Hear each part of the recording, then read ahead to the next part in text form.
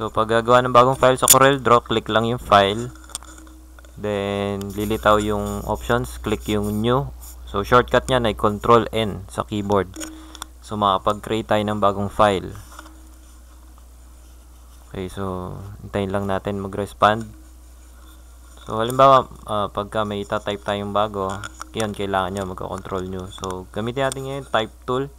Pakita ko lang kung paano mag-save. Yan ang tuturo ko ngayon dito. So, type lang natin Bornkeys Customs. Gamit yung type tool. Okay, ngayon balik na tayo sa pick tool.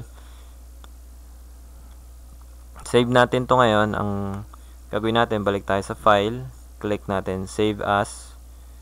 Ang file type na default ng Corel ay CDR or CorelDRAW. So, ayusin natin yung file name. Importante, laging maayos yung file name. Tama dapat. Kasi mahirap tayong mag-search kung mali yung mga file name na ilalagay natin. Tapos, kailangan alam din natin kung saan yung location na pag-save. At yung save type. So, alam natin, dapat laging CDR yung type.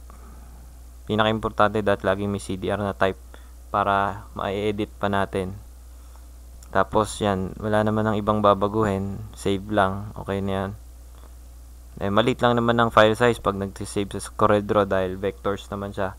Isa pa, kung gagamitin natin na file yung ginawa natin sa CorelDRAW para sa plotter or sa machine na magkakat ng sticker, kailangan i-save din natin siya sa ibang type. Ang gagamitin natin, yung plotter file. Yan, PLT. Pipindutin lang natin PLT, shortcut.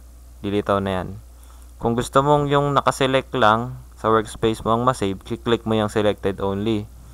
Kung hindi naman, hindi mo na yun i-click. So, lahat ng nasa workspace, masisave. Okay, so click natin parang masave lang sa PLT file yung Bornkeys Customs kasi yun yung nakaselect. Okay, so okay. Click natin okay. Ayan. Turuan ko naman kayo paano mag-export para maging bitmap or JPEG or PNG yung file. Hindi siya vector. So, pindutin natin yung file, tapos punta tayo sa export. Ang export, ang shortcut niya ay Control E. So, pag nag-export tayo, pwedeng maging bitmap or pixel-based yung file. So, ayan, piliin natin PNG para may option tayo na hindi masama yung background. So, piliin natin selected only. Click natin yan. Then, export. Maganda tong PNG kasi may option na tanggalin yung background. So, dapat nakaklik dyan sa transparent background. At ang kadalasan nating resolution na ginagamit ay 150. Then, yan, maintain original size. RGB yung color mode. Tapos, walang check yung anti-aliasing. Tapos, apply ICC profile at transparent background. Naka-check. Then, okay. At litaw dyan, dapat naka-check or naka-click sa mask area para walang background na masama sa save. Ibig sabihin nun, pag dinala natin yan sa ibang designing software katulad ng Photoshop, wala siyang white na background. Yun lang mismong Bornkeys Customs na nakasulat. So, click OK. So, ganun lang yun. Na-export na natin siya.